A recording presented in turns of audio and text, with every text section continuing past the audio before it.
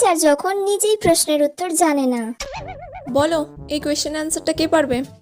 বলো এখানের মধ্যে কে পারবে? তুমি পারবে? আমি তো নিজেই পারবো না এই অ্যান্সারটা। তুমি পারবে? না। পারবে না কেন?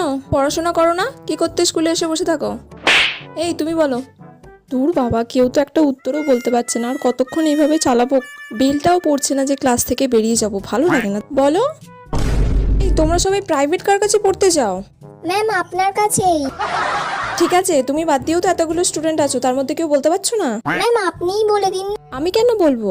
আমি বললে তো তোমরা সবাই এমনিই জেনে যাবে। তাহলে তোমরা কি করো বাড়িতে? উফ, কি জ্বালায় পড়লাম রে বাবা, কেউ তো একটা বল। সব গাধা, আমিও গাধা, তার সাথে তোরাও গাধা। বলো। নিজে তো জানি না, যা বললো তাতেই হ্যাঁ বলে দিই। শুনলে কি বললো? আমি কেন তুমি কেন পারলে না? শুনে নাও ভালো করে, কালকে যেন কোয়েশ্চেনটা ধরলে তুমি পারো, ঠিক আছে? উফ বাবা, এতক্ষণে ঘন্টা পড়লো, তাড়াতাড়ি পালাই।